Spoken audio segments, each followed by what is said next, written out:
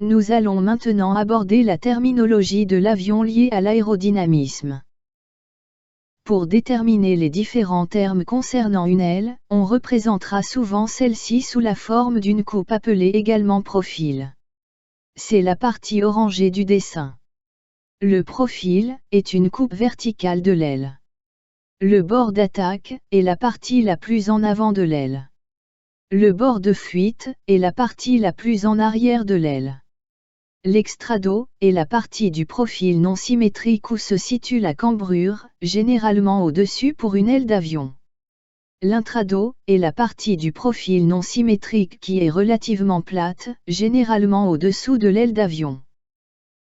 L'épaisseur est la distance maximum entre l'extrado et l'intrado. La corde de profil est la ligne joignant le bord d'attaque au bord de fuite. La profondeur est la longueur de la corde de profil. Sur un aéronef ayant une aile rectangulaire, on parlera uniquement de corde ou de profondeur, la distance étant la même d'un bout à l'autre de l'aile.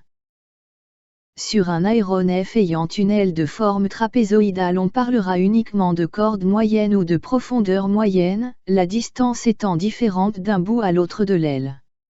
Pour son calcul, on fera la moyenne de la corde maximale avec la corde minimale. L'envergure est la distance entre les extrémités des deux ailes. Voici, pour exemple, différentes envergures d'avions.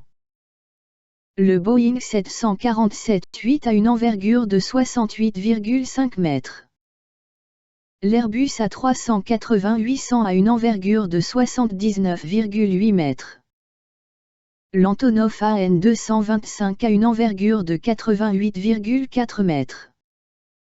Le UH-4 a une envergure de 97,5 mètres.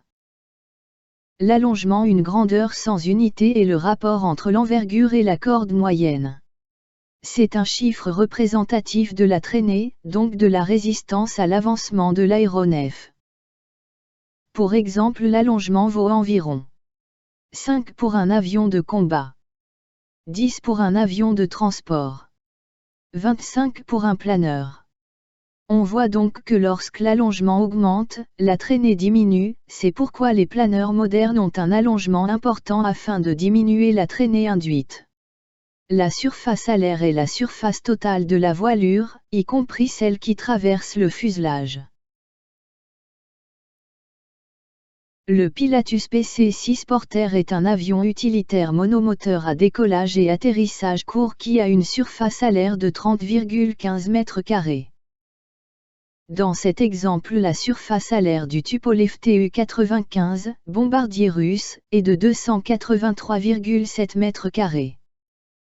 L'angle d'incidence est l'angle compris entre la corde de profil de l'aile et la trajectoire de l'avion. Matérialisé par le vent relatif. Il varie au cours du vol.